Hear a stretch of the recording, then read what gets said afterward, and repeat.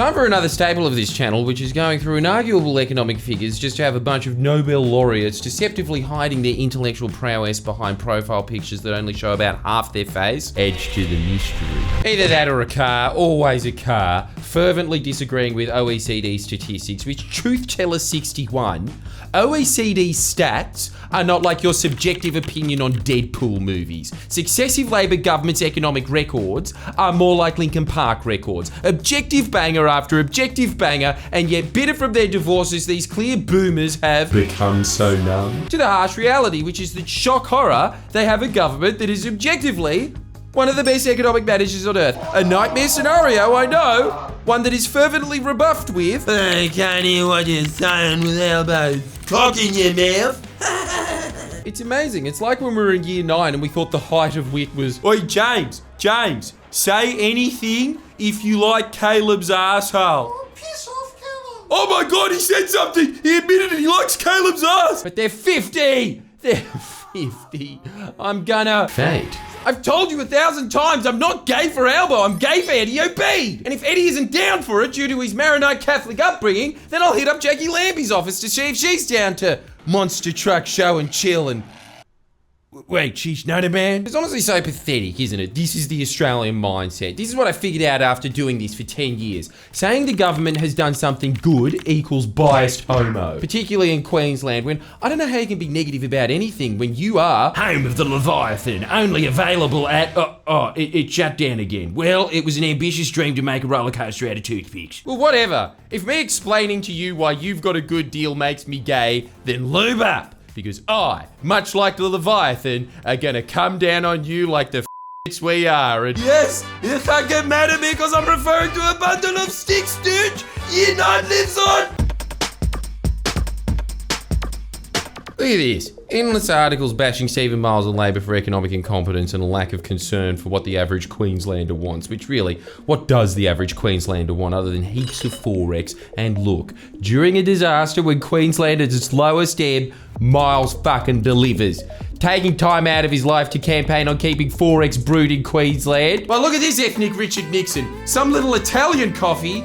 Man never drank a Forex in his life. You want to know about the truth of Queensland Labor's economic record, and I know you don't, because then the only economic metric that you actually care about would be in freefall, which is Bitcoin. But as always, Alan Austin, telling it like it is, debunking a bevy of myths. See, I know what you yobbos like. You like Forex. Alan's the same man that we frequently plagiarise from, who points out stuff that despite uniform screeching about Labor turning us into a hoboocracy when the Liberals were in, Australia was near the bottom of a bunch of key OECD rankings like GDP, production of goods and services. Since Labor was elected, how's this?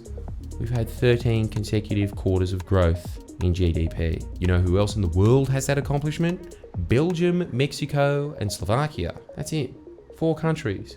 And out of those 4 countries, none of the others have top credit rankings or unemployment and inflation under 4%, to which the cars in the audience say every time, if inflation's down, then how come my groceries are still expensive? Dude, get this through your head. The entire planet is going through a rough economic period, and comparatively, Labor's results at combating these economic headwinds are so good that they're actually globally unique. But no, objectively one of the best governments on earth is shit. Uganda's killing it, obviously. How about we try and argue on their point that isn't even a point of, Yogos cost more. If you point out that Labor passed a flurry of tough new laws that fine supermarkets billions for overcharging that was blocked at every turn by the Liberals, they'll respond with, because always it's this type of idiot savant without the savant part, always. 2 wings at the same turn. Well, they'll say something even less clever than that and get like everyone in the both major parties suck crowd. Not only are they smarter than global economists, they're also budding political scientists as well. And as a result of their vastly superior intellect, they've landed on the idea of not voting for any political party, but falling for a scam. Look at the polling. They're all going to the Greens, One Nation, some other brand masquerading as a serious political outfit who tout fake answers that are completely and utterly impossible, but make their specific slice of the population feel good. See this video here, or when it comes to One Nation, this is seriously one of their core economic pillars. To this day, rip up all the trade deals. As you do with virtually every policy the minor parties ever put forward, let's just ignore the blatant problems, which are that it's impossible and insane. If there's one thing ripping up trade deals will definitely do, it's make everyday goods cheaper. Go, Pauline. That's the small business fish and chip shop owner common sense that we voted for. Except the fish is probably from Norway. Anyway, they're all the same crowd. They're about to vote out a government that is responsible for the highest increase in employee incomes of any state in the country, because they care deeply about the cost of living, you see? You see how they get it? Clearly, as at the end of the day, all that's going to do is get the LNP in. Easily Australia's worst state government ever, all to kick out a party that has done you so wrong by giving you the highest increase in wages from pre-COVID times to now. Queensland's been on a 5-year hot streak, and you want to vote that out for a party franchise that every single time they're in, wages go down. Wow. That's going to help with paying for the groceries, having less money. You clearly know better than the stats.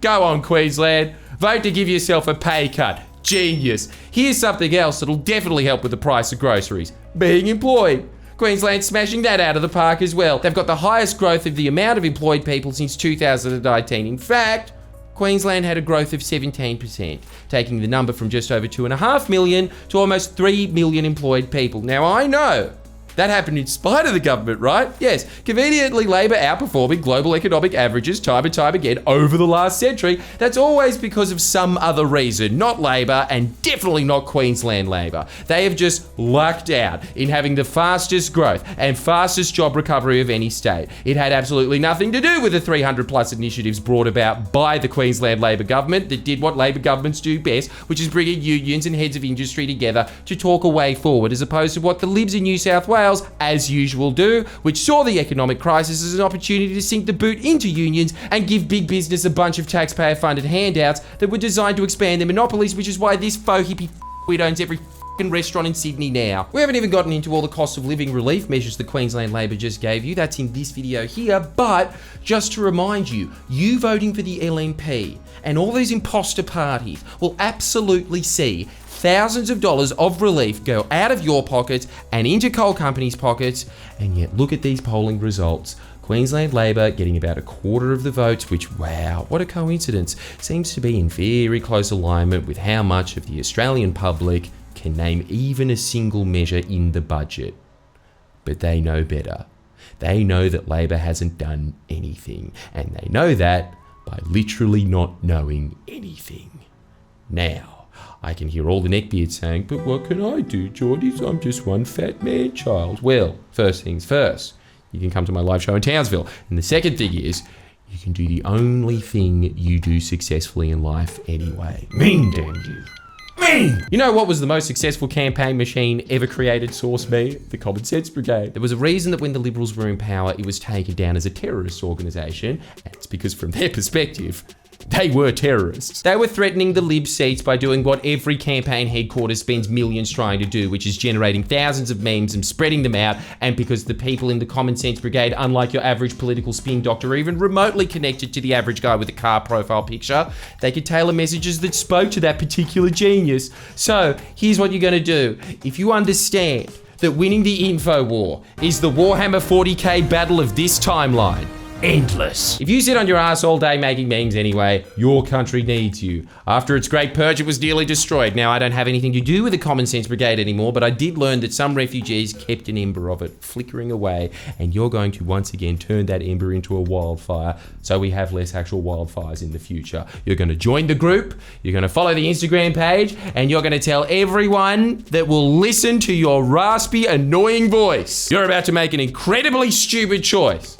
And then they'll do it anyway. So cancel out their dumb decision with the most intelligent one ever. Get a Friendly Geordies hoodie, even though winter's already ended. Discount of 0%. You can kiss my ass. It's our belief that you're such a stupid motherfucker. You'll fall for this bullshit. Guaranteed.